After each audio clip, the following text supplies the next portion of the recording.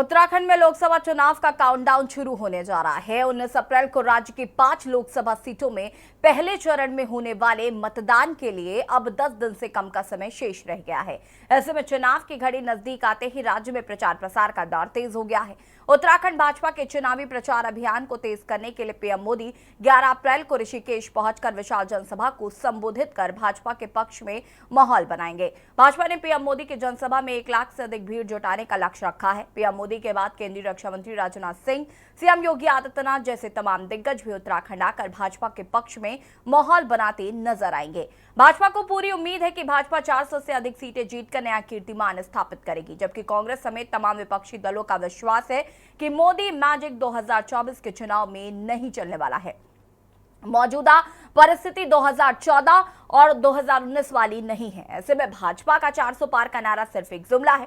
आपको बता दें कि उत्तराखंड में इस बार 83,37,000 से ज्यादा मतदाता अपने मताधिकार का प्रयोग करेंगे। भाजपा समेत तमाम दल मतदाताओं को लुभाने की कोशिश में लगे हुए हैं। सवाल यह है कि क्या 2024 के इलेक्शन में मोदी मैजिक काम करेगा?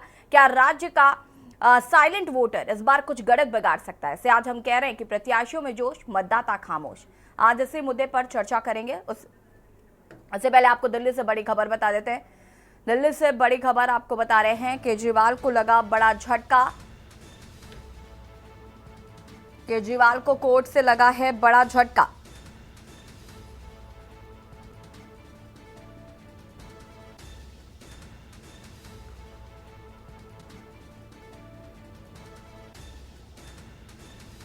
अरविंद केजरीवाल को नहीं मिली राहत।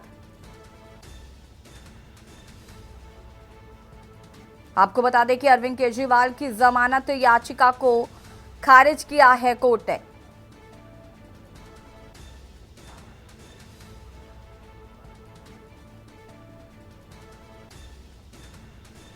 दिल्ली से खबर आपको बता रहे हैं, अरविंद केजरीवाल को लगा बड़ा झटका।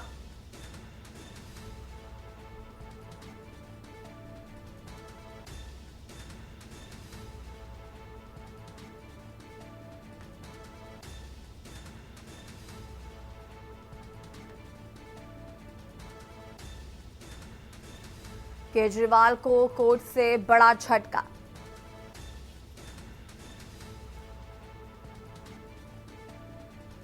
केजरीवाल को नहीं मिली राहत।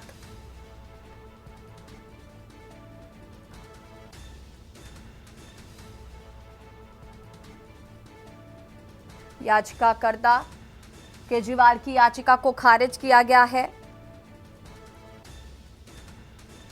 केजरीवाल को कोर्ट से बड़ा झटका।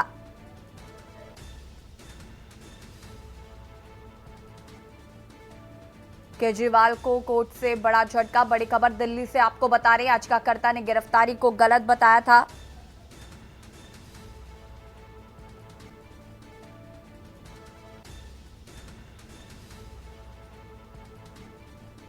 केजरीवाल की याचिका को फिलहाल खारिज कर दिया गया है। बड़ी खबर आपको बता रहे हैं।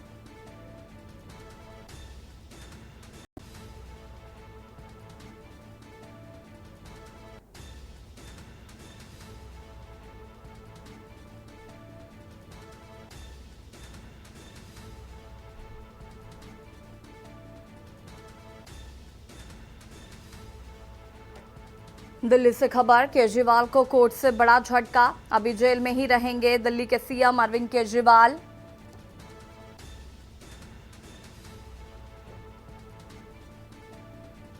अरविंद केजरीवाल की याचिका खारिज। और इसी खबर पर ज्यादा जानकारी के लिए संवाददाता प्रवेश शर्मा हमारे साथ जुड़ चुके हैं। प्रवेश, क्या कुछ जानकारी है? केजरीवाल को कोर्ट से बड़ा झटका लगा है और दिल्ली भी फिलहाल जेल में ही रहेंगे केजरीवाल। बिल्कुल, देखिए, हाई कोर्ट ने सीधे तौर पर सख्त टिप्पणी करते हुए अरविंद केजरीवाल की जमानत याचिका को खारिज कर दिया है। कोर्ट का सीधे तौर पर ये कहना है कि जो गिरफ्तारी है या ये कहे जो जांच है वो सही है, उसमें किसी प्रकार का जो हस्तक्षेप है वो कोर्ट नहीं करेगा। और कहीं ना कहीं सीधे तौर पर जो याचिका खारिज हुई है, अरविंद केजरीवाल के लिए एक बहुत बड़ा झटका है। बिल्कुल, अगर हम बात करें, देखिए लोकसभा चुनाव नजदीक है, ऐसे में दिल्ली सीएम अरविंद केजरीवाल जेल में है कहीं ना कहीं, और पार्टी के संरक्षक भी हैं, तो तमाम चीजें देखने को मिल रही हैं, साथ ही साथ इंडिया गठबंधन के साथ भी हैं, सीटों का बंटवारा भी है, और ऐसे में अरविंद केजरीवाल का जेल में होना कहीं ना कहीं दिल्ली की राजनीति को इफेक्ट कर रहा है और देश की राजनीति को भी इफेक्ट कर रहा है। देखिए, मैं आपको सीधे तौर पर बता दूं, आम आदमी पार्टी के संयोजक के साथ साथ वो दिल्ली के मुख्यमंत्री भी हैं और चुनाव जो है बिल्कुल बेहद करीब है। दिल्ली में हो चाहे पूरे देश में लोकसभा का चुनाव हो, लेकिन सबसे बड़ी बात यह है कि जब उनकी जमानत याचिका की सुनवाई हो रही थी, उसमें कोर्ट का जो रुख था साफ तौर पर सख्त था। इसको लेकर कहीं ना कहीं आम आदमी पार्टी की तरफ से बहुत जल्दी ही जो है प्रक्रिया आने वाली है। सबसे बड़ी बात यह, संजय सिंह की जमानत के बाद से आम आदमी पार्टी में इस बात की आशंका जताई जा रही थी कि जल्द ही अरविंद केजरीवाल को भी कोर्ट से राहत मिलती हुई नजर आएगी। बिल्कुल, अगर हम बात करें तो इस वक्त संजय सिंह भी कहीं ना कहीं काफी मुखर है। प्रवेश अप्रूवर की जो सत्यता को लेकर, जो उनके बयानों को लेकर सवाल उठाए जा रहे थे, उसको लेकर भी कोर्ट ने टिप्पणी की। उसमें क्या कोर्ट ने कहा कि एक आदमी को अगर अप्रूवर बनाना या नहीं बनाना कोर्ट का कार्य है, ईडी का कार्य नहीं। गिरफ्तारी को लेकर भी कमेंट किया है। गिरफ्तारी जो है वो बराबर थी, गिरफ्तारी में कोई गलती नहीं हुई, ये भी कोर्ट ने कहा। सर, कोर्ट ने कहा कि कोर्ट जाने की बात तैयार है, उनको मिला जो कि वहां पर कोर्ट जाने की बात तैयार है सर। उनसे पूछे सुप्रीम कोर्ट। आप क्या है sir? The court has made very important, order where the court is saying that don't make it a political issue, don't politicize this. It's not a difference whether he's a CM or normal individual, but the approval thing which is also being raised in lower court also has been touched upon by the court. Where the court has said, I've already said about the approval. sir, what has been done? The court has said that as far as the approval is concerned, how much weight is to be given, what weight is not to be given is a function of the trial court. This is not a trial, that is the mini trial is not being conducted. And an approver is approved by the court, not by the ED. The court makes an approval and grants him pardon. The ED doesn't grant pardon. Okay, done. Sir, have the statements of Hawala operators played a very crucial role in this?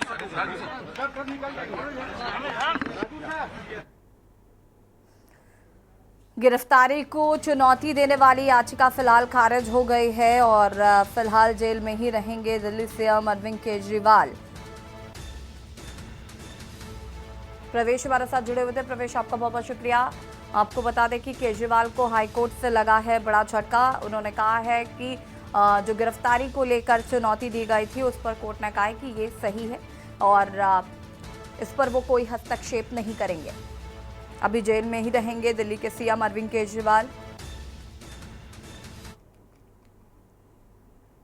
और देवभूमि के चुनावी दंगल में हम बात कर रहे हैं। जल्द ही चुनाव चूंकि नजदीक आ चुके हैं, प्रचार प्रसार तेज हो गया है, सभी राजनीतिक दल अपनी अपनी तैयारियां कर रहे हैं और हम इसी पर चर्चा करेंगे। उससे पहले रिपोर्ट देखिए।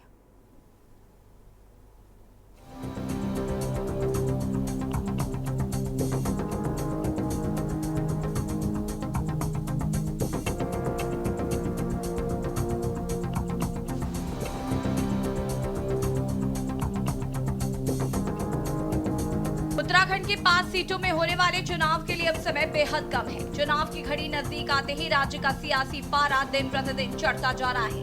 भाजपा कांग्रेस ने चुनावी प्रचार अभियान को तेज कर दिया है। इसी कड़ी में पीएम मोदी रुद्रपुर के बाद अब ऋषिकेश में विशाल जनसभा को संबोधित करने जा रहे हैं। ऋषिकेश रैली के जरिए भाजपा उत्तराखंड की 3 लोकसभा सीटों के तहत आने वाली 23 विधानसभा क्षेत्रों को साधेंगे। भाजपा ने प्रधानमंत्री की रैली के लिए विशेष रणनीति तैयार की। ऋषिकेश के आईजीपीएल मैदान में 11 अप्रैल को प्रधानमंत्री की रैली होनी। इसके बाद भाजपा के तमाम स्टार प्रचारक उत्तराखंड पहुंचकर भाजपा के पक्ष में माहौल बनाते हुए नजर आएंगे। वहीं राज्य के इस बार 83,37,000 से ज्यादा मतदाता अपने मताधिकार का प्रयोग करने जा रहे हैं। सरकार अपने हिसाब से कुछ कर रही है और कुछ हमारा भी दायित्व बनता है। हमारा दायित्व भी बनता है कि हम भी कुछ अपनी तरफ से करें। तो महंगाई है तो है, खैर बहुत महंगाई है, लेकिन अगर हम केवल इस महंगाई में सरकार का ही मुंह ताकेंगे कि सरकार सब चीज़ सस्ता करके देगी तो गलत है। हमें अपनी व्यवस्थाएं भी करनी है, थोड़ा बहुत हम भी कुछ कर सकते हैं। मैं एक गृहिणी हूँ। भाई जी, हम तो इसी मुद्दे पे करेंगे। पहले ये जो यहाँ का है शिक्षा का है सबसे मेन, जिस पे बहुत पीछे चल रही सरकार। यहाँ हर चीज़, यहाँ भ्रष्टाचार इतना है। हम तो अभी सांसद के लिए बॉबी चुनार को ही चुनेंगे। अपनी जो वोट है, अपने फैमिली की वोट है। युवा हैं तो युवा के लिए ही वोट करेंगे। बिल्कुल बिल्कुल, उन्होंने सपोर्ट भी करा है बच्चों को। अभी पीछे जब इतना भ्रष्टाचार चल रहा था इलेक्शन, वो उसके लिए मैंने अभी ग्रेजुएशन अपना कंप्लीट किया है और मैं प्रिपरेशन के फेज़ पे हूँ। तो एक स्टूडेंट के लिए सबसे इम्पॉर्टेंट यही होता है कि क्या एम्प्लॉयमेंट उसकी स्टेट गवर्नमेंट उसको प्रोवाइड कर पा रही है। हम कुछ कीमत तक कह सकते हैं कि स्टेट गवर्नमेंट लगी हुई है, लेकिन भर्तियाँ बहुत देर में आ रही है। अभी आचार संहिता लग गई है तो एक मौका मिल गया है कि वो भर्तियाँ ना ला पाएँ। दूसरी मैं कहना चाहूँगा कि मैं केदारनाथ विधानसभा से हूँ और जो पौड़ी लोकसभा क्षेत्र में आता है, लेकिन हमने अभी देखा कि आरुषि भंडारी जो केस है उस पर पुलिस प्रशासन हमारा कुछ कर नहीं पाया। मैं समझता हूँ हमारा पुलिस प्रशासन बहुत काबिल है, लेकिन किसी न किसी राजनीतिक कारणों की वजह से वो कर नहीं पा रहे। आपको बता दें कि राज्य की 5 लोकसभा सीटों में 19 अप्रैल को मतदान होना है। इसके लिए भाजपा कांग्रेस की पूरी ताकत लगाए हुए है। भाजपा 400 पार के नारे के साथ चुनावी जीत का दावा कर रही है। वहीं कांग्रेस समेत तमाम विपक्षी दलों ने भाजपा के इस दावे की हवा निकालने के लिए एकजुटता के साथ चुनाव लड़ने का फैसला लिया।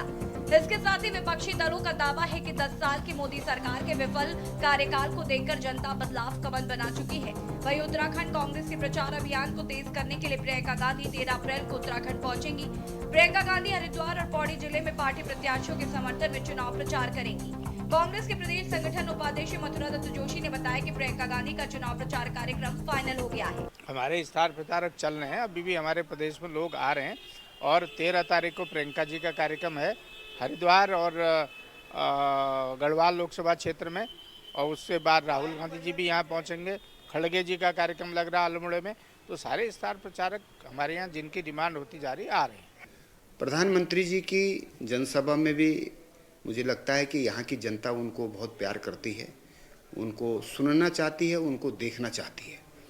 तो IDPL के मैदान में मैं समझता हूँ कि 1 लाख से अधिक लोग वहाँ उपस्थित रहेंगे। बहुत बड़ा हुजूम उस दिन जुटने की संभावना है। इंडिया गठबंधन के पक्ष में लोगों का झुकाव है। इलेक्ट्रल बॉन्ड ने पूरी पोल खोल दी 10 साल की। किस प्रकार से ED, CBI और इनकम टैक्स की एजेंसीज का दुरुपयोग करके पैसा वसूली की गई। एक्सटॉर्शन कहते हैं इसको। ED का मतलब extortion department, Bharatiya Janata party का वो एक्सटॉर्शन डिपार्टमेंट हो गया। अब आप ED भेज रहे हैं, छापा मरवा रहे हैं, उसके बाद इलेक्ट्रल बॉन्ड खरीदे जा रहे हैं। जिसका 10 करोड़ रुपए का मुनाफा है वो 100 करोड़ रुपए चंदा कहाँ से दे रहा है साहब? कहाँ से दे रहा है चंदा? तो ये चंदे की जो उगाही का धंधा है, ये धंधा पूरा देश में बेनकाब हो गया और निश्चित तौर पे इस समय देश में लोगों का झुकाव विपक्ष की तरफ है। इंडिया गठबंधन निश्चित तौर पे चुनाव जीतेगा। कुल मिलाकर उत्तराखंड में चुनाव का काउंटडाउन शुरू होने जा रहा है। चुनाव की घड़ी नजदीक आते ही राज्य में चुनावी माहौल गर्माता जा रहा है। मौजूदा परिस्थिति में भाजपा भले खुद को सभी दलों से काफी आगे बताते हुए जीत का दावा कर रही हो, लेकिन चुनाव की घड़ी नजदीक आते आते तमाम प्रत्याशियों के दिल की धड़कनें भी बढ़ती जा रही है। सवाल ये है कि क्या उत्तराखंड में इंडिया गठबंधन भाजपा की जीत के रथ को रोक पाएगा? क्या भाजपा की तैयारी विपक्षी गठबंधन को भारी पड़ेगी? क्या साइलेंट वोटर इस बार कुछ गड़बड़ बिगाड़ सकता है? Uttarakhand desk report. जी हाँ, तो सवाल ये है कि क्या राज्य का साइलेंट वोटर इस बार कुछ गड़बड़ बिगाड़ सकता है? अब की बार 400 पार का नारा प्रधानमंत्री नरेंद्र मोदी ने दिया और बीजेपी के कार्यकर्ता इसी राह पर चल दिए हैं। ऐसे में विपक्षी दल भी अपने महागठबंधन के साथ जीत को तय करने के लिए लगातार जनता के बीच में नजर आ रहा है। जो चुनावी मुद्दे हैं उन पर चर्चा की जा रही है। देवभूमि के चुनावी दंगल में आज हम इसी मुद्दे पर चर्चा करेंगे कि आखिर विपक्षी दलों की क्या कुछ तैयारी है और सत्ता पक्ष कितना भारी है। और मेहमान हमारे साथ जुड़े हुए हैं, उनसे आपका परिचय करा देते हैं। कमलेश रमन जी प्रदेश प्रवक्ता बीजेपी से हमारे साथ जुड़ चुकी हैं। मंजू त्रिपाठी जी कांग्रेस प्रवक्ता हमारे साथ जुड़ चुकी हैं। PC थपलिया जी वरिष्ठ नेता यूकेडी हमारे साथ जुड़ चुके हैं और गिरधर शर्मा जी वरिष्ठ पत्रकार है हमारे साथ जुड़ चुके हैं। आप सभी का बहुत बहुत स्वागत है। सबसे पहले शुरुआत कमलेश रमन जी आपसे करते हैं। अब की बार 400 पार, तो ये सवाल है कि नया कीर्तिमान क्या स्थापित कर पाएगी बीजेपी? और उत्तराखंड की अगर हम बात करें तो कितनी तैयारियां खास है उत्तराखंड के लिए? क्योंकि उत्तराखंड के जो मुद्दे हैं, उत्तराखंड की जो दिशा और दशा है वो आम राज्यों से जो अलग राज्य हैं उनसे काफी अलग है। तो ऐसे में किस तरीके से बीजेपी यहां पर फतेह हासिल करेगी? लोकसभा की 5 सीटें हैं। बिल्कुल, देखिए इस समय प्रदेश की जनता ही नहीं बल्कि देश की जनता चाहती है कि माननीय नरेंद्र मोदी जी तीसरी बार एक बार फिर प्रधानमंत्री की शपथ लें। और इसी के साथ प्रदेश की जो हमारे उत्तराखंड की प्रबुद्ध जनता है वो वाकई 19 तारीख को जब 19 अप्रैल को वोटिंग होगी तो वो ये सोचकर वोट करेगी कि देश को आगे बढ़ाना है, प्रदेश को आगे बढ़ाना है और क्षेत्र का जो विकास है उसको आगे बढ़ाना है। क्योंकि तमाम ऐसी योजनाएं जो प्रदेश हित में और देश हित में माननीय प्रधानमंत्री जी ने चलाई है, उसका मुझे लगता है कि तमाम वर्गों को फायदा हुआ है। उसमें चाहे हमारी महिलाएं हो, उज्ज्वला से लेकर के राशन तक तमाम उनको फायदा हुआ है। उसमें हमारे जो बुजुर्ग हो जिनको फायदा हुआ है, तमाम इस प्रदेश के जो हमारे गणमान्य प्रबुद्ध जनता है उन सबको फायदा हुआ है।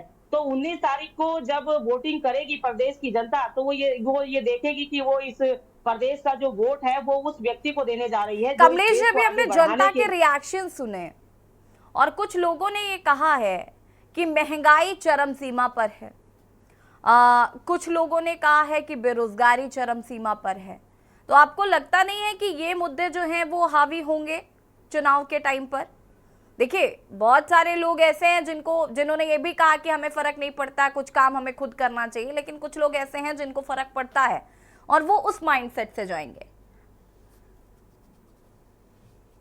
देखिए, देश में हर चीज के लिए काम करने के लिए बिल्कुल संकल्पबद्ध है भारतीय जनता पार्टी और केंद्र की सरकार। और जो काम हमारे अभी बाकी रह गए उनको करने के लिए भी संकल्पबद्ध है देश की सरकार, माननीय नरेंद्र मोदी जी। लेकिन अगर भी आपने कहा कि बेरोजगारी जो चरम सीमा पर है, तो मुझे लगता है कि ये युवाओं को इस वक्त आत्मनिर्भर बनाने के लिए, क्योंकि काम मांगने से बेहतर है कि काम देने वाला होना चाहिए, उसी के लिए आत्मनिर्भर बनाया प्रधानमंत्री जी ने। महिलाओं को आत्मनिर्भर बनाने के लिए उनको तमाम योजनाओं से जोड़ने का काम किया इस देश के अंदर। जो हमारी ग्रामीण क्षेत्र में जो हमारी बहनें हैं, समूह के माध्यम से आज वो अपने छोटे छोटे कुटीर उद्योग लगा करके काम करिए। हमारे जो युवा साथी हैं अपना स्वयं का बिजनेस करके लोगों को रोजगार देने का काम करें। तो खाली एक सरकारी नौकरी पे ही बैठना बहुत बड़ी बात नहीं होती, क्योंकि देश की पॉपुलेशन उस वक्त क्या थी जब हमारा देश आजाद हुआ था और आज की पॉपुलेशन हमारी क्या है, इस पर सारी चीजें निर्भर करती हैं। और देश के अंदर जो आज का वोटर है, जो वोट करेगा 19 तारीख को, तो वो ये सोच कर करेगा कि देश को आगे बढ़ाना है, अपने प्रदेश को आगे बढ़ाना है और अपने परिवार की जो हमारी काम करने की जो क्षमता है उसको आगे बढ़ाना है। क्योंकि सारी चीजें जब देश देखता है, जब देश का जनमानस देखता है, तो मुझे लगता है काम के नाम पर वोट मिलता है, सोच के नाम पर वोट मिलता है। और क्योंकि विपक्ष सिर्फ आरोप लगाने का काम करता है, काम करने का काम तो नहीं करता। क्योंकि देखिए, उनको भी मौका मिला था, भरपूर मौका मिला कि इस देश के लिए और अपने प्रदेश के लिए बहुत कुछ कर सकते थे, उन्होंने नहीं किया। आरोपों पर हम आएंगे, आरोपों पर भी आगे हम बातचीत करेंगे, ठीक है। मंजू त्रिपाठी जी, कितनी आत्मनिर्भर हो चुकी हैं आप? नमस्कार, मैं याशी जी, आप सभी लोगों को प्रथम नवरात्र की हार्दिक बधाई और शुभकामनाएं देते हुए। देखिए, अभी लोगों ने कहा कि पिछली सरकारों ने कुछ नहीं किया। अरे मैडम, पिछली सरकारों ने कुछ ना किया होता तो आप यहाँ आज ना बैठी होती। आप सम्मानित है, मेरी बहन है, लेकिन इतना बड़ा ब्लेम ना लगाइए। महिलाओं को आगे बढ़ाया तभी आज आप वहां जाके प्रवक्ता बनी हुई है। सबको संवारने और सुधारने का काम कांग्रेस पार्टी ने किया है। देखिए, जहां तक बात आपने कहा कि सत्ता में रहते हुए भाजपा की एक दशक की विफलताएं किसी से छिपी नहीं हुई हैं। जो इनके कृत्य हैं वो जनता जाग चुकी है। अभी आपने युवाओं से सुना कि किस तरह से वो त्रस्त हैं, पढ़ने लिखने वाले बच्चे किस तरह से परेशान हैं, बेरोजगारी आसमान छू रही है, ग्रामीण भारत गंभीर संकट से जूझ रहा है। कांग्रेस की आर्थिक उदारीकरण लाई और मनरेगा एवं राष्ट्रीय खाद्य सुरक्षा अधिनियम के माध्यम से ही सामाजिक सुरक्षा का आवरण बनाया, जो कोविड और उसके बाद के संकट से भारत को बचाने में सक्षम हुआ। इनकी तरह थाली बजाओ, ताली बजाओ, घंटी बजाओ करके कांग्रेस ने देश का विकास नहीं किया कि जी है अंदर तो बीमारी है, हो रहा है बुखार और बजाओ थाली, बजाओ ताली, खाली जुमलेबाजी। मंजू जी, मुझे एक चीज की जो कमी लगती है वो ये है कि मैं अगर उत्तराखंड कांग्रेस की पर्सनली बात करूं तो मुझे जो कमी लगती है वो सबसे बड़ा इशू ये है कि आप सिर्फ और सिर्फ इस पर फोकस कर रहे हैं कि बीजेपी ने क्या किया और क्या नहीं किया। आप इस पर फोकस ही नहीं कर रहे हैं कि अगर आपकी सरकार आती है तो आप क्या करेंगे, आपका क्या एजेंडा होगा, आप जनताओं को क्या। सिर्फ बीजेपी को ताने मारकर या बीजेपी को सिर्फ ये कहकर कि इन्होंने कुछ नहीं किया, नकारा है, बर्बाद कर दिए 10 साल, ये सब कहने से तो जनता को नहीं समझ आएगा ना। आपको ये भी तो बताना पड़ेगा कि हम आपको क्यों चुने बीजेपी को छोड़कर। मैनिफेस्टो में कि हर शिक्षित युवा को 1 लाख रुपए की अप्रेंटिसशिप की का अधिकार मिलेगा। बिल्कुल सही प्रश्न आपने किया। मैं एक एक करके आपको सारे, आपको पता ही होगा, अगर आप चाहें तो मैं अपने मैनिफेस्टो नहीं, बिल्कुल नहीं मंजू जी, वक्त को ध्यान में रखते हमारे हुए नियम नहीं, आप ऐसे कि क्या करेंगी? SC/ST प्लान की कानूनी गारंटी हमारी सरकार देगी। किसान कर्ज मुक्ति, कर्ज माफी प्लान प्रभावी ढंग से लागू करने के लिए परमानेंट आयोग बनेगा। प्लस जो है किसानों की सलाह से नई इंपोर्ट एक्सपोर्ट पॉलिसी बनेगी। ये सब तमाम महिलाओं की को सुरक्षा दी जाएगी, बेरोजगारी दूर की जाएगी। इनकी तरह नहीं कि जो पिछली सरकार ने विकास किया है, जो सरकारी संस्थाएं बनाई, ONGC बनाया, इसरो बनाया, ये बनाया, वो बनाया, FRI को सब में इन्होंने सबको बंद करने का, BSNL जैसी संस्था को सबको बंद करने का काम किया। जो विकास हुआ था खाली सबको सता के ED CBI का सहारा लेके सबके गले पे तलवार लटका के इलेक्टोरल बॉन्ड में सबसे आगे ये सरकार है और कुछ भी नहीं है। बीजेपी जनता से धोखा करना, जुमलेबाजी करना, ये इनकी नीति और नियत दोनों है। इससे जनता त्रस्त हो चुकी है। ठीक ठीक ठीक मंजू जी वापस आएंगे। PC थपलियाल जी का रुख कर लेते हैं। थपलियाल जी, लोकसभा चुनाव तो अब नजदीक आ गए हैं, UKD का क्या रुख है? UKD की क्या इसको आगे लेकर जो एजेंडा है चुनाव को लेकर? देखिए, चुनाव को लेकर जो एजेंडा है उसकी टोकरी लेकर अगर कोई घूम रहा है तो केवल उत्तराखंड क्रांति दल घूम रहा है। और आप एक चीज देखेंगे कि हमारा ध्यान हर चीज पे है। आज जनता जो तय करेगी हमें सर माथे, लेकिन आज इनका, क्योंकि इनके स्टेट लेवल के नेता इतने कमजोर हो चुके हैं कि वे जो छोटे मोटे जन मुद्दे हैं उस पर भी जवाब नहीं दे पा रहे। कोई नहीं, अगर आप बहुत बारीकी से देखोगे तो इनका एक भी उम्मीदवार भाषण नहीं दे पा रहा। जैसे तोते की तरह प्रवक्ता यहाँ पे बोलते हैं ना, हम कम कर रहे, कम क्या फलाने के देंगे, राम मंदिर क्या, यही हारमोनियम बज रही है सारे उत्तराखंड में। अब सवाल उठता है कि हम देख रहे हैं कि जनरल VK सिंह इस समय कोटद्वार में है, और कोटद्वार में अगर जनरल VK सिंह अग्निवीर के सवाल पे जवाब नहीं देता, और अगर वो जो हमारी 1 रैंक 1 पेंशन में जो विसंगति है उस पे जवाब नहीं देता, तो पूर्व सैनिक मालूम नहीं क्या करने वाले हैं उसका। अच्छा ठीक है, थपलियाल जी, मुझे जरा 5 मुद्दे बता दीजिए, 5 मुद्दे बता दीजिए जो UKD लेकर चल रही है फिलहाल।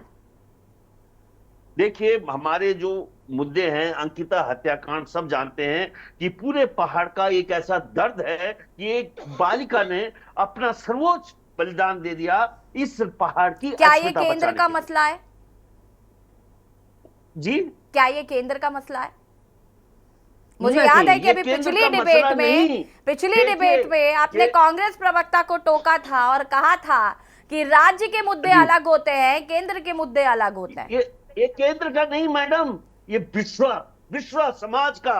अगर दुनिया में कहीं संवेदनशीलता है तो वो निश्चित रूप से ये बोलेंगे कि इन सरकारों को, आज केंद्र को कान पकड़ना चाहिए था। आज ये लोग किसके सहारे बात खड़े हैं? ये मोदी जी के पीछे खड़े हैं। और बहुत भगवान बद्रीनाथ ठीक कर रहा है कि ठीक अंकिता की जो आत्मा है ना, उसके सामने हमारा मोदी जो आग बुझा रहे हैं, बोल रहे थे रुद्रपुर में, मालूम नहीं कौन सी आग बुझा रहे हैं, इनके प्रवक्ता जान रहे हैं, लेकिन वो आग जिस तरह अंकिता की तरफ से उनके सीने पे, वहां पे जो एक आघात होता, हम बहुत भगवान पे विश्वास करने वाले लोग हैं, और उसकी आत्मा उसी बनंतरा में आज तड़प रही है, जिसके आगे खुद मोदी आकर भाषण देंगे और पूरे उत्तराखंड को बेवकूफ बनाएंगे। आप ये देखिए, आप ये मत सोचिए कि अंकिता केवल क्षेत्रीय मुद्दा है। हमारा टिहरी डैम की बिजली आज हमारा संवैधानिक अधिकार है मैडम। और ये लोग इतने बौने नेता हैं कि टिहरी डैम की आज 3 बोलते हैं कि वहां भी केंद्र में सरकार, यूपी में सरकार, उत्तराखंड में सरकार, उसके बावजूद हमें संवैधानिक अधिकार नहीं दिया जा रहा है। यहाँ पे क्या बोलेंगे प्रवक्ता भारतीय जनता पार्टी के? मालूम नहीं, भगवान जो बोल रहा है कि तुम खुद नौकरी करो। अरे हमारे खेत बंजर पड़ गए, हम किसके कहां जाएं हम अगर नौकरी नहीं करेंगे तो? ये कैसी बातें कर रहे हैं? ऐसा गुस्सा आ रहा है कि जंगली जानवरों ने हमें भगा दिया है पहाड़ से। अब हमारा एकमात्र साधन है नौकरी, और नौकरी में अगली चीज जो हमारा एक सपना होता था वो केंद्र लाया अग्निवीर केंद्र का मुद्दा। ठीक है थपलियाल जी, हम जरा अग्निवीर पर बात करेंगे। अभी आप सभी हमारे साथ बने रहिए, चर्चा को हम आगे बढ़ाएंगे। रुकेंगे एक छोटे से ब्रेक के लिए, जौल हाजिर होते हैं।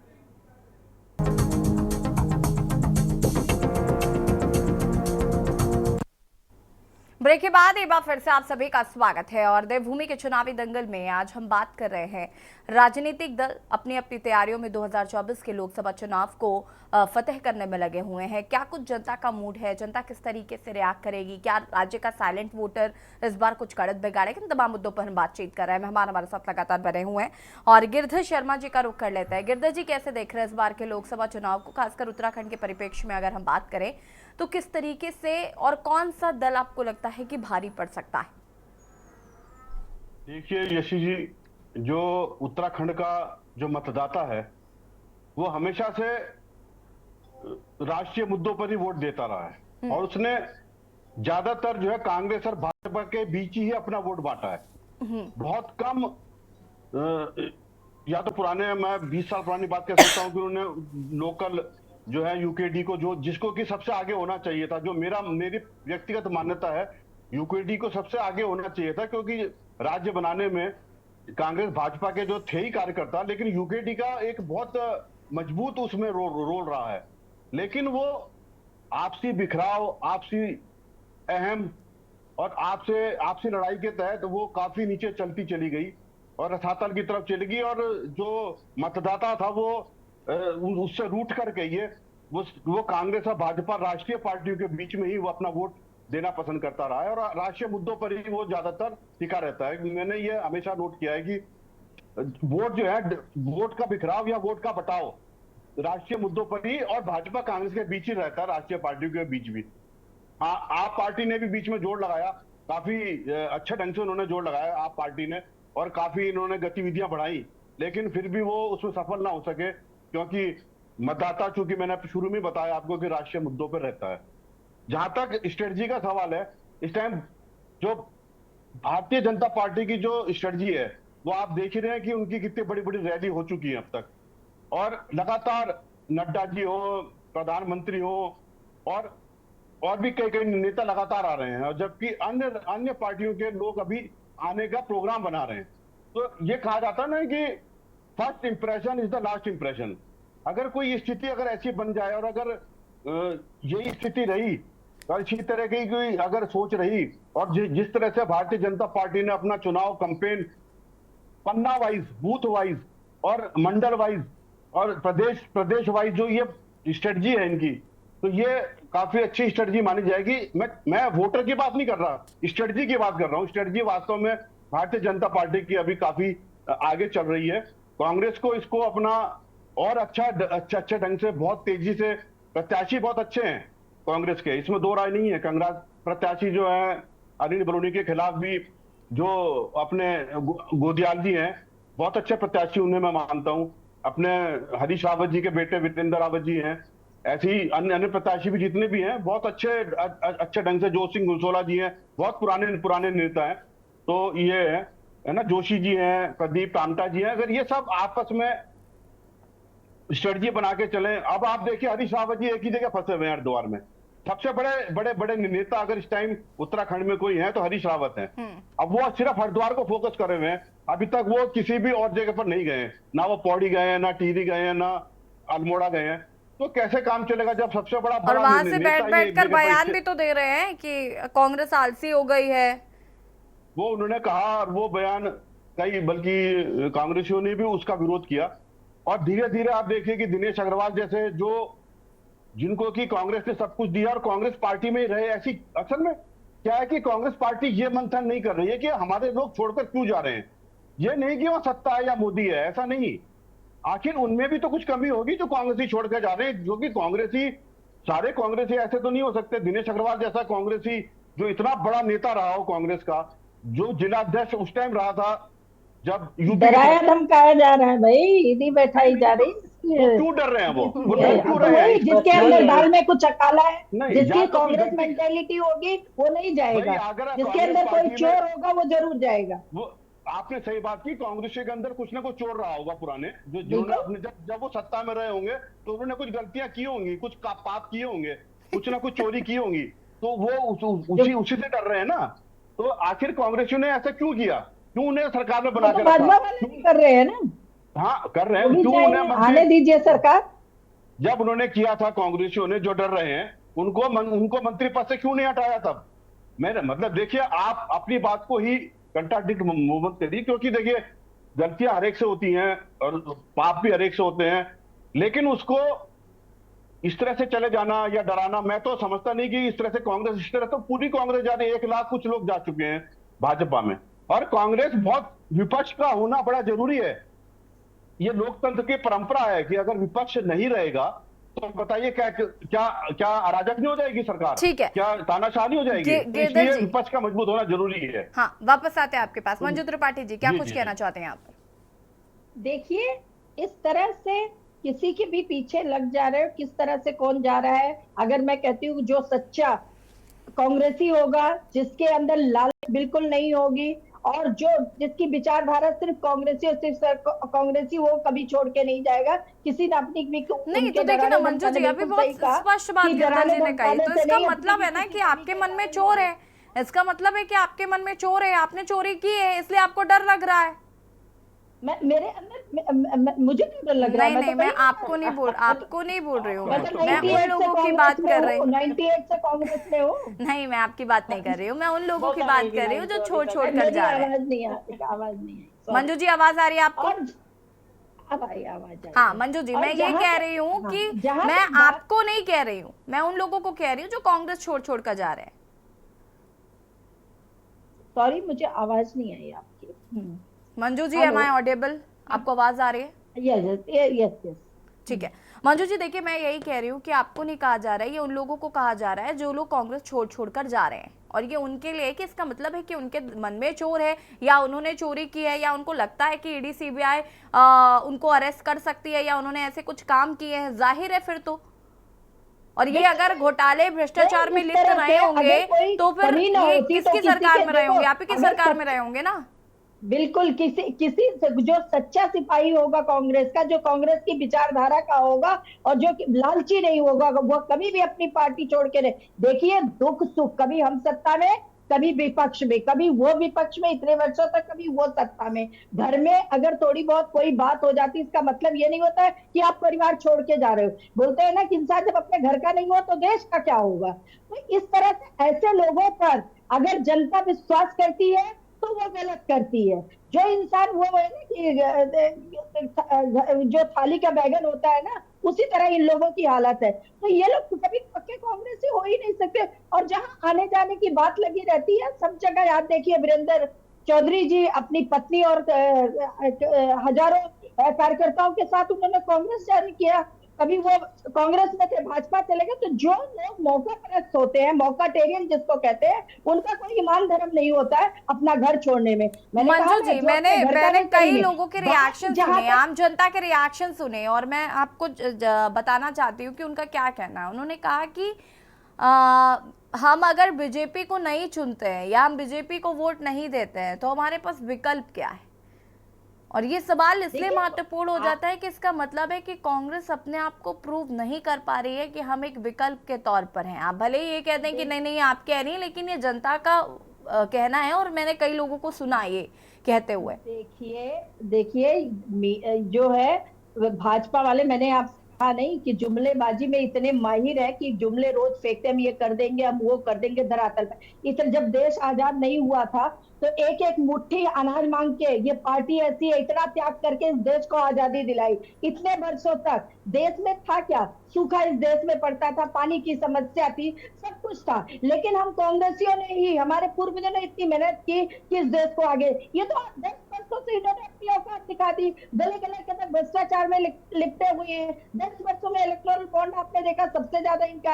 अपने उद्योगपति मित्रों को ही अमीर बनाए जा रहे हैं, गरीब। और जहां तक बात है, जिन्होंने सैनिकों में हर डिबेट में, हर चैनल के माध्यम से कहती हूँ कि जिन्होंने अपने देश के सैनिकों को नहीं छोड़ा, मैडम ईडी सीबीआई नेताओं के खिलाफ बैठा लेते हैं, लेकिन पुलवामा में शहीद हुए 39 से 40 लोगों के बारे में आज तक इनके पास वो प्रूफ नहीं कर पाए। आज तक उनके परिवार की इनको चिंता नहीं है, उसको नहीं फास्ट ट्रैक पे चलाया। तो इनकी जो मर्जी करती, वो दादागिरी कहते हैं, तानाशाही की सरकार है, हिटलरशाही की सरकार है। मुझे ये कहने में कोई गुरेज नहीं है। ठीक है, हित में, जनता हित में ये काम नहीं कमलेश करते। जी, तानाशाही की सरकार है, हिटलरशाही हावी है, साथ ही साथ अग्निवीर योजना, उत्तराखंड के लोग ज्यादा से ज्यादा फौज में भर्ती होते हैं और अग्निवीर योजना काफी महत्वपूर्ण हो जाती है। कमलेश जी, पहले आपका रिएक्शन, फिर थपलिया जी आती हूँ मैं आपके पास। देखिए, अग्निवीर में मैं याशी जी एक बात बोलना जो आरोप मेरी बहन ने लगाए हैं, अब जरा मैं समझती हूँ कि ये भी संयमता से सुनेगी जिस तरह से मैंने सुना है। कांग्रेस, मैं सिर्फ एक सवाल इनसे पूछना चाहती हूँ कि इनकी पार्टी के अंदर देश की प्रधानमंत्री पहली वो महिला रही, पार्टी की 23 साल तक राष्ट्रीय अध्यक्ष रही सोनिया गांधी जी, और यूपीए की सरकार में रहे वो। आप मुझे ये बताइए, सिर्फ एक सवाल मेरा मंजू जी से है कि जो महिला आरक्षण की बात ये करते हैं, महिलाओं को आगे बढ़ाने के लिए लड़की हूँ, लड़ सकती हूँ, प्रियंका गांधी जी ने जो एक बहुत बड़ा नारा दिया था, क्या उस नारे को ये पूरे देश के अंदर साकार कर पाए? दूसरी बात, अभी तक आप ये बताइए कि जिस पार्टी की प्रथम महिला प्रधानमंत्री रही हो और 23 साल तक राष्ट्रीय अध्यक्ष रही हो, वो अभी तक एक महिला आरक्षण बिल पास नहीं करवा पाई। दो बार 70 साल 60 साल तक राज करने के बावजूद महिलाएं जो है इसमें जूझती रही। आप ये बताइए, महिलाओं की देश के अंदर आधी आबादी को आपने क्या दिया, महिलाओं को आगे बढ़ाने के लिए आपने क्या दिया? हाँ, एक बात मैं कहना चाहती हूँ कि मंजू जी जो अभी आरोप लगा रही थी, ये बौखलाहट है इनकी कांग्रेसियों की कि ये बौखलाहट में क्या बोल जाते हैं इनको खुद ये पता नहीं रहता। ठीक है, अग्निवीर पर स्टेटमेंट दे दीजिए ना प्लीज, अग्निवीर पर बात कर लीजिए जरा। क्या अग्निवीर योजना जो है वो, समय दीजिएगा, मुझे भी पूरा समय दीजिएगा। कमलेश जी, अग्निवीर पर भी तो बात करिए ना अभी। जी, जो कांग्रेस से जो लोग जा रहे हैं, इन्होंने कहा कि उनमें कुछ ना कुछ कमियां रही होंगी, यानी कि भ्रष्टाचार किया होगा। यानी कि जो 55 साल तक दिनेश अग्रवाल जी इनके यहाँ रहे तो वो भ्रष्टाचारी बन के रहे ना, तो इन्होंने भ्रष्टाचारियों को शरण दे रखी थी। इसका मतलब ये भ्रष्टाचारियों को पाल रहे थे अब तक। अगर वो वहां से अपनी, तो अब आप पालेंगे उनको, में जा रहे हैं दूसरे, अब आप पालेंगे उनको धुलेंगे, वॉशिंग मशीन में धुलने जा रहे हैं। 55 साल में कांग्रेस ने पार्टी है जिसने, एक सेकंड मंजू जी रुकिए जरा। मुझे मंजू जी, आप बहुत सीनियर हैं, संयमता से सुनेगी तो अच्छा लगेगा। आपके बीच में इंटरप्ट नहीं किया मैंने, बिल्कुल भी नहीं किया। आपने कहा कि हमारे यहाँ जो लोग हैं, इसका क्या मतलब हुआ? अगर दूसरे दल में जाता है व्यक्ति तो क्या वो भ्रष्टाचारी कहलाता है? इसका मतलब आपने शरण दे रखी थी। दूसरी बात, हमने कहा कि अगर हमने देश के लिए काम किया है, हमने महिलाओं के लिए काम किया है, हमने युवाओं के लिए काम किया, प्रदेश के लिए काम किया, तमाम उन वर्गों के लिए काम किया जो 19 तारीख को इसका जवाब देंगे। और जब 4 जून को रिजल्ट निकलेगा, क्योंकि मैं बाकी मुद्दों में फंसना नहीं चाहती, क्योंकि ये राष्ट्र का चुनाव है, ये देश का चुनाव है, किसी क्षेत्र का चुनाव नहीं है पर्टिकुलर की मैं क्षेत्र की योजनाओं पे उलझ जाऊं या वहाँ के मुद्दों पे उलझ जाऊं। देश नहीं, अब आप मुझे सुनिएगा, देश का चुनाव सब कुछ है, लेकिन क्या नहीं क्या अग्निवीर देश के लोग नहीं है? देश की सेना देश की नहीं है। हम गंभीर है और हमने उनको हमारी आपकी रक्षा कर रहे हैं, वो मुद्दा नहीं है। वो कोर्ट देखेगा, वो कांग्रेस नहीं देखेगी, वो हम नहीं देखेंगे, वो कोर्ट देखेगा। मैं मानती हूँ कि जो अंकिता बहन हमारी है, उसके साथ हम सब खड़े हैं, कंधे से कंधा मिलाकर उसकी हर तकलीफ में। लेकिन आज तक क्या किया? इन विपक्षियों ने उसकी आत्मा को इतना कचोट दिया बहन की कि हर रोज उसको मारने का काम अगर उसके न्याय की लड़ाई लड़ रहे हैं, आत्मा कचोट नहीं है तो अंकिता की लड़ाई लड़ेंगे। आपकी आत्मा कचोट नहीं है महिला होके। एक करके बात करिए प्लीज, एक करके। Manju ji, maintain the decorum of the debate, it's not your turn. महिलाओं का अपमान हम नहीं सहेंगे, बिल्कुल नहीं सहेंगे। अगर हम उसके न्याय की लड़ाई लड़ रहे हैं मैडम, और किसी की आत्मा कचोट रही है, हम उसको न्याय दिलाने की बात करें। जहाँ तक कह रही है कि हम मंजू जी बीच में इंटरप्ट नहीं करिए,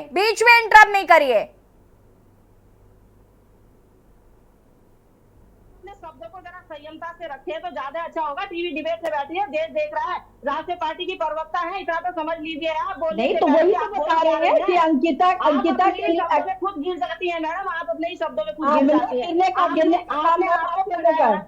अगर हमने काम नहीं किया होगा, हमने कहा 19 अप्रैल को जो रिजल्ट आएगा, 4 जून का जो रिजल्ट आएगा आपको पता लग जाएगा।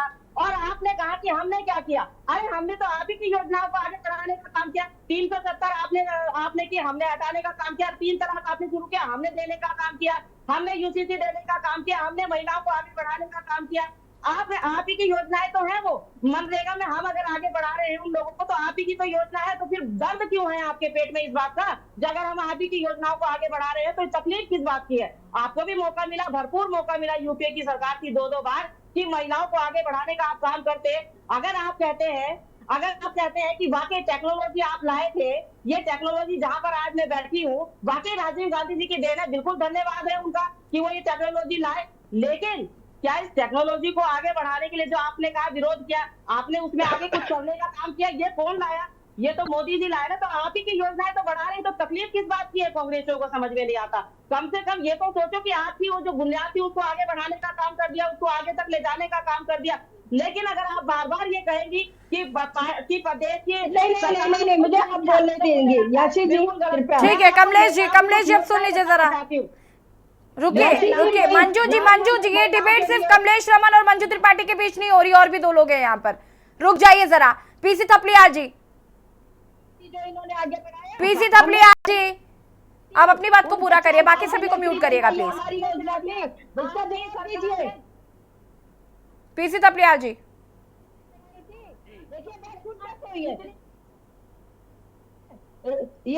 सबसे बड़ी समस्या जो है कि अगर आप लद्दाख में सोनम वांगचुक को देखेंगे, और जो उसने बोला, फौजी होने के नाते मेरे को इतनी चिंता हो गई कि उसने कहा कि चीन हमारी अंदर जमीन पे आ गया है। देखो वांगचुक झूठ नहीं बोलेगा, मतलब वो उसने चारागाहों से वहां से प्रसार कराया और बोला कैसे करें, फौजियों के तो हाथ बंधे हैं क्योंकि इनके केंद्रीय नेता झूठ बोल रहे हैं। और सचमुच भगवान इस धरती पे भारतवर्ष अध्यात्म धरती है और झूठ बोलना एक बहुत बड़ा पाप है। और इन पापियों को फिर भी मतलब इतना आगे बढ़ रहे हैं, धन्य हो। जहां तक आपने एक सवाल किया था कि लोग इधर, अभी आपने बोला कि लोग बोल रहे कि विकल्प नहीं है, लेकिन मैडम हम लोग स्वयं में ये समझने लग गए थे कि शायद जैसे आपने बोला कि यही सच है। लेकिन जिस दिन गोदियाल ने नामांकन भरा, जिस दिन टोपी पवार ने नामांकन भरा और जनता जिस तरह से उमड़ के आई, हम बहुत क्योंकि जनता सब कुछ देख रही है, जनता सब कुछ समझ रही है। हमने उत्तराखंड क्रांति दल में बहुत बड़े बड़े सक्षम लोगों को जब मैंने अप्रोच किया, अपने दोस्तों को, कि तुम क्यों उत्तराखंड क्रांति दल में नहीं आते, उन्होंने बोला थपलियाल जी हमने अपना व्यवसाय चौपट करना है क्या?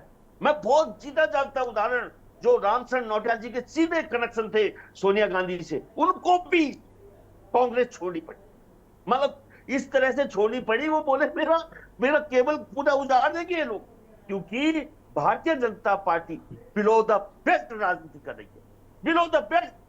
ये बहुत बड़ा थपलियाल जी, मुझे एक बात बताइए, कि अगर आप किसी चीज में संलिप्त है, मुझे एक बात बताइए, अगर आप किसी चीज में संलिप्त है, आप भ्रष्टाचार में आप 2 नंबर की कमाई करते हैं या आपके पास भ्रष्टाचार का पैसा है, तो क्या ईडी सीबीआई की कार्रवाई नहीं होनी चाहिए आपके अकॉर्डिंगली? और अगर वो होती है तो फिर आप ये कह देंगे कि नहीं वो तो डर दिखा रहे हैं, उनको अपनी पार्टी में ले रहे हैं? होनी चाहिए, लेकिन हमको लगनी चाहिए कि यार क्या गजब की ईडी है ये, ना तो गणेश जोशी को छोड़ रही है और ना वो गामा को छोड़ रही है। वाह मेरी ईडी, मतलब गणेश जोशी का एफआईआर दर्ज है, एक रिस्पेक्टेड एडवोकेट ने किया हुआ है, और एक रिस्पेक्टेड कार्यकर्ता ने इस 300 करोड़ का ये जो घोटाला नगर निगम ने किया होर्डिंग का, वो उन कहां कर रहे हैं मैडम? इनका 60 करोड़, ये तो खुलेआम, ये तो ये सोच रहे हैं कि हमने धर्म के नाम पे एक पट्टी बांध दी है जनता की, और उस पट्टी का फायदा उठा के डांस कर रहे हैं। लेकिन मैं कह रहा हूं कि 11 तारीख को देखना जिस तरह से माननीय प्रधानमंत्री विचलित होंगे ऋषिकेश में, मेरा नाम बदल देना अगर ये ना हो। मैं बोल रहा हूं, आध्यात्मिक शक्ति के माध्यम से बोल रहा हूं कि उसकी आत्मा जिसको ये बोल रहे थे कि हम वो कर रहे हैं, लेकिन ये नहीं बोल रहे कि सारे भाजपा के नेता इन्वॉल्व थे। भाई उसमें सभी जो वीआईपी है उसका नाम नहीं बताएगी कमलेश। कर रहे कोर्ट कर रहा है। अरे एक छोटा सा जनता चाह रही कि उस वीआईपी का नाम बता दो। उस दिन 16-17 सितंबर को कौन दरिंदे वहां बैठे हुए थे जब इसकी कत्ल हो रहा था इसका, ये नहीं बताएंगे कि किस तरह से, मतलब आप ये देखिए कि हमें दुख नहीं होगा इस बात का कि इस तरह की बातें करके अग्निवीर जो आपने उदाहरण दिया, अग्निवीर जो पहाड़ के बच्चे थे ना, उनका हमेशा सपना होता था कि हम फौज में भर्ती होंगे। वो यहाँ नौकरी रिस्क यहाँ देहरादून नहीं आते थे। आपने देखा होगा कि नौकरी बेचने वाले सारे भाजपा के नेता हैं कि नहीं है। और आपने देखा होगा कि वो हाकम सिंह को पवार के खिलाफ खड़ा करके बेशर्मी से हाकम सिंह को जनता के बीच में। ठीक है Thapliya ji, hold on. Kamlesh ji unmute कीजिए और अपनी बात को फटाफट पूरा करेगा कम शब्दों में, और उसके बाद गिरधर जी आपके पास आते हो। देखिए थपलिया जी जो इतने बड़े आरोप लगा देते हैं करके अग्निवीर पे और तमाम बाकी सब चीजों पे, अग्निवीर के बारे में मैंने उस दिन भी बताया था और मैं आज भी बताना चाहती हूँ कि यहाँ किसी के अधिकारों का हनन नहीं हो रहा है। अग्निवीर में अगर वो जा रहा है 17 साल की उम्र में, तो 21 साल की उम्र में जब वो बिल्कुल परिपक्व बनकर आ रहा है तो उसको पुलिस में जाने का मौका मिला, उसको पैरा मिलिट्री में जाने का मौका मिल रहा है, उसको मल्टी कंपनियों में जाने का मौका मिल रहा है जहां पर एक्सपीरियंस होगा उसके पास और उसको और ज्यादा स्कोप मिलेगा नौकरियों में। लेकिन ये लोग गुमराह करने पे लगे। विपक्ष केवल अग्निवीर के माध्यम से सिर्फ प्रदेश की जनता की संपत्ति लेना चाहते हैं। एक बार बताइए मुझे, केवल उत्तराखंड क्रांति दल इसका विरोध कर रहा है, केवल कांग्रेस विरोध कर रही है, अन्य जो राज्य हैं और भी राज्य उत्तराखंड के अलावा, और बताइए थपलिया जी कहाँ पर अग्निवीर का विरोध हो रहा है? आप मुझे बता दीजिए। हरियाणा में हो रहा है।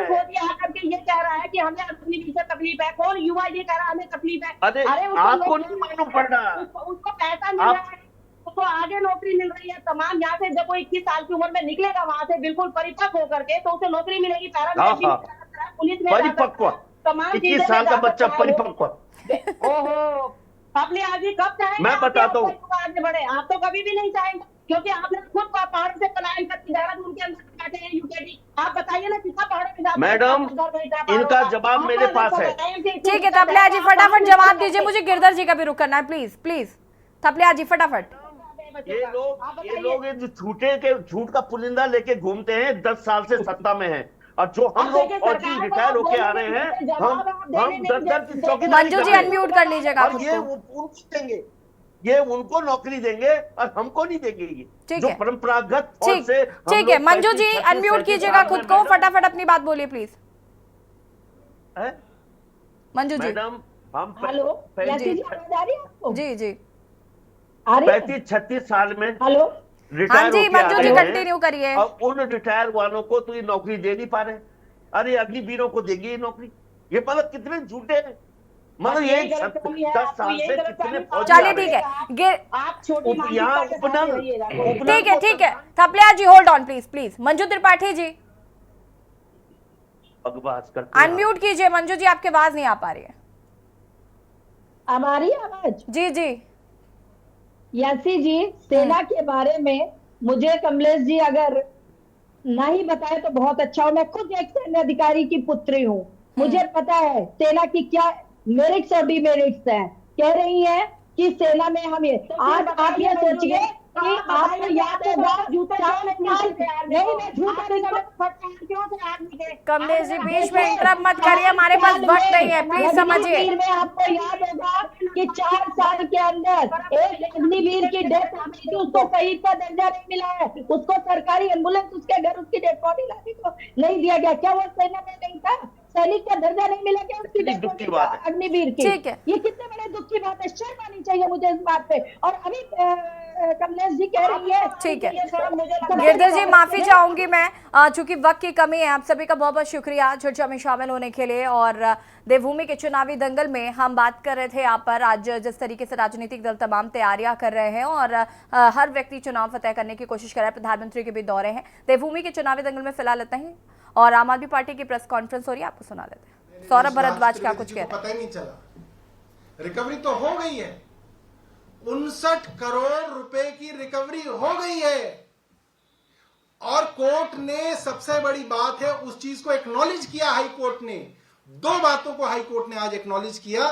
मैं समझता हूं वो हमारी बड़ी जीत है। कोर्ट ने इस चीज को एक्नॉलेज किया कि 59 करोड़ रुपया इलेक्टोरल बॉन्ड के माध्यम से शरत रेड्डी की कंपनियों से भारतीय जनता पार्टी को आया।